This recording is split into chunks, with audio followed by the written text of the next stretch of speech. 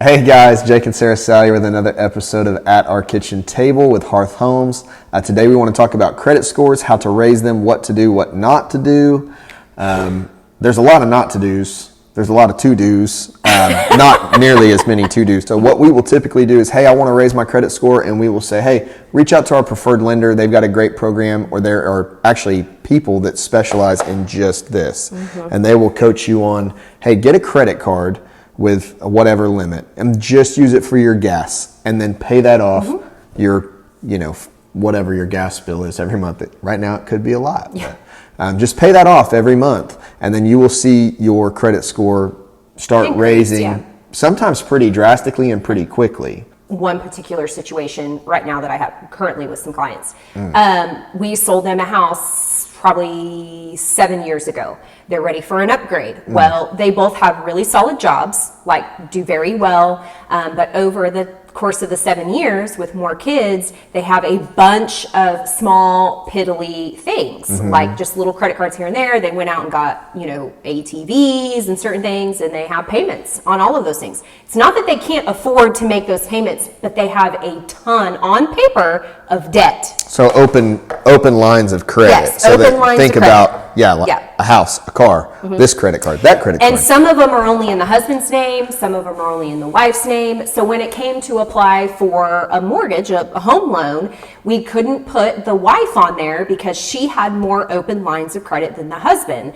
So when a loan officer is looking at that and they're trying to get you the best interest rate and the best things like that, they're like, well, who has the best credit score? So a lot of times they'll take that one spouse or whatever and use them only on the home loan, because if we add that damaged credit score to that, it's going to bring that down and they're going to get a higher rate. Every time, and you guys have probably heard this, every time your credit is checked, dinged, if you will, so if you go to buy a car, buy whatever, when they do a soft pull, it's not supposed to touch it, but a hard pull will drop it, I think it's like 4 to 6 points. So consider you've got all these open lines of credit and you think it looks good, but it doesn't. Yeah. And it also, they look at the time span of when you open those all up too.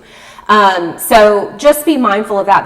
That is the number one thing that I always hear our preferred lender, Lexi Gaines at AMC Mortgage, when she's coaching our clients. She says, let's start dwindling down. I don't want you to get rid of all of them because you need to have something. Consolidate and eliminate. Consolidating. And the hardest part is, the easy part is opening all the lines of credit. That's easy. And then spending it is easy. But then when you start looking at, oh my gosh, all my extra funds are going to these different credit cards. Sometimes it takes people 6 months to a year to get things consolidated. And it takes hard work, budgeting, discipline. It's not easy, but it's totally worth it to get that credit score up so we can save you some money over the lifespan of a mortgage.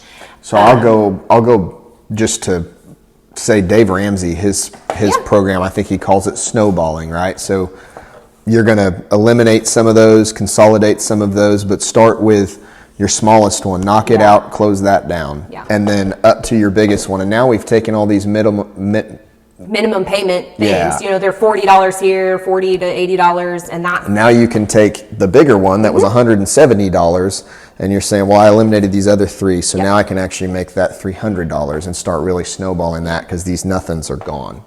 So let's talk about, we get a lot of questions from younger people. I say younger, anywhere from 20 to 30. That's still younger.